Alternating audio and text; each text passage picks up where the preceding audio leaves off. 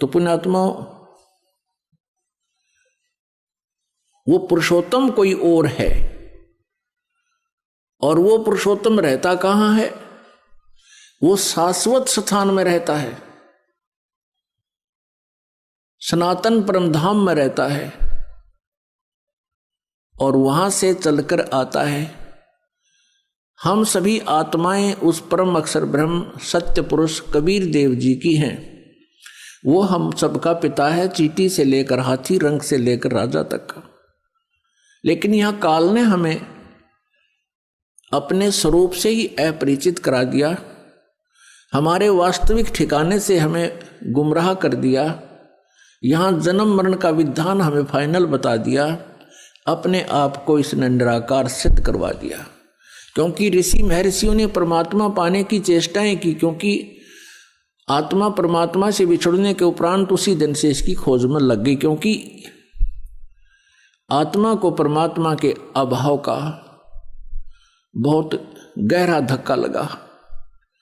पुण्यात्माओं, जब तक आपके घर पर बिजली आई हुई है, बल्ब भी चल रहे हैं, कूलर भी चल रहे हैं, पंखा भी चल रहा है, और भी आवश्यक कार्य आप जो कर रहे हैं वो भी हो रहा है, और जिस समय वो बिजली चली जाती है फिर आपको उसकी आवश्यकता महसूस होती है, उसका अभाव आपको खटकता है, और सारा दिन कट लग जाए तो पसीने छूट जाते।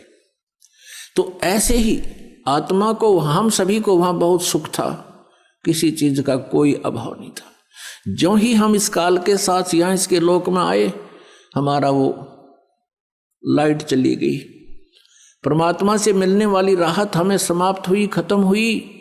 और हमारे जितने इन्वर्टर चार्ज थे, जब तक वो चलते रहे तो हम सोचते रहे मौज हो रही है, और जब हमारे इन्वर्टर की बैटरी डिस्चार्ज हो गई, फिर हम गधे और कुत्ते सुअर बना दिए गए इस काल के द्वारा, इस काल के लोग।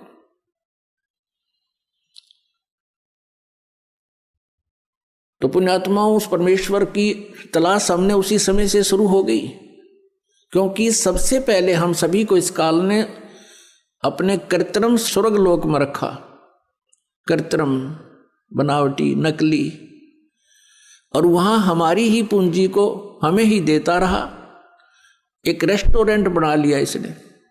हम जो वहां राम नाम की पूंजी लेकर आए थे, उस रेस्टोरेंट में इसने हमसे छीन ली, और सुविधाएं जो देता था उसके चार्जिंग शुरू कर दिए, उसके चार्ज हमसे लेने शुरू कर दिए। जब हम कंगाल हो गए, पृथ्वी पर पटक दिए, कुत्ते और गधे सुअर बना दिए, और मनुष्य जीवन, एक मानव जीवन इसने हमें देना पड़ रहा है, क्योंकि इसको परमात्मा ने एक श्राप लगा दिया। यदि पुण्यात्माओं इसको परमात्मा श्राप नहीं देते, परमेश्वर कबीर जी, तो यह हमें मनुष्य जीवन कभी नहीं देता, इस पृथ्वी पर पटक देता सजाएं भोगने के लिए, और ऊपर हमें कभी भी अपने मूल ठिकाने का पता नहीं लगता। ये रहम किया भगवान ने। तो वो परमात्मा, तो ऋषि महर्षियों ने परमात्मा के पाने का प्रयत्न किया। वेद परमेश्वर कबीर जी द्वारा दिए गए थे, 5 वेद। इस काल भगवान ने उनमें से 4 रख लिए, एक नष्ट कर दिया, 5वां वेद सूक्ष्म वेद। उस सूक्ष्म वेद के अंदर सभी जानकारी थी, हम कौन हैं, कहाँ से आए हैं, हम यहाँ कैसे फंसे हैं, और वापस सवलोक जाने का, अपने सतलोक जाने का कौन सा मार्ग है, कौन सी विधि है, कौन सी वे ऑफ वर्शिप है, पूजा की विधि है, उसमें पूरी डिटेल से लिखा हुआ है। जैसे गीता जी अध्याय नंबर 4 के श्लोक नंबर 32 में गीता ज्ञानदाता कहता है कि जो आपने ज्ञान सुना है अध्याय नंबर 4 के 25 से लेकर 31 तक, कोई कैसी साधना करता है, कोई देवताओं को पूजता है, कोई केवल योग अभ्यास ही करता है, कोई स्वाध्याय करता है, कोई अहिंसा के कठिन व्रत रखता है, मुंह पर पट्टी बांध ली, नंगे पैरों घूमना, ये सब साधनाएं कर रहे हैं, लेकिन अपनी अपनी साधना को ये पापनाशक ही जानते हैं। लेकिन चौथे अध्याय के 32वें श्लोक में कहा है कि वो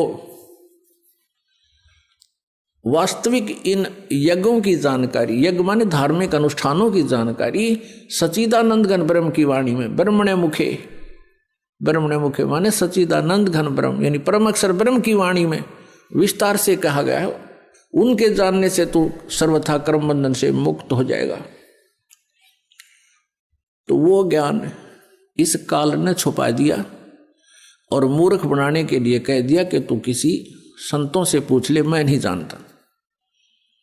और जब परमात्मा आते हैं संत रूप में, वो मिसगाइड करता है सबको कि ये झूठा है, कपटी है, ये वेदों को नहीं जानता है, तो हम परमात्मा को पहचान नहीं पाते हैं, जिस कारण से हम काल के जाल में फंसे रहे।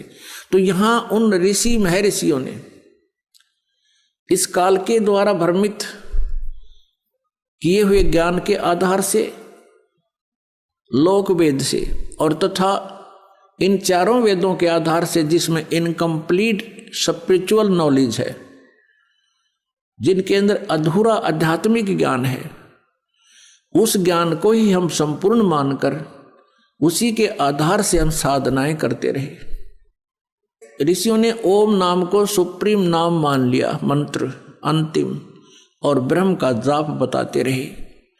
और ओम नाम की साधना से क्या होता है? ब्रह्मलोक प्राप्ति होती है। गीता जी अध्याय नंबर 8 के श्लोक नंबर 16 में कहा कि ब्रह्मलोक पर्यंत भी सभी लोग पुनरावृत्ति में है। पुनरावृत्ति का अर्थ है वहां गए हुए प्राणी भी पुनर्जन्म मृत्यु में आते हैं।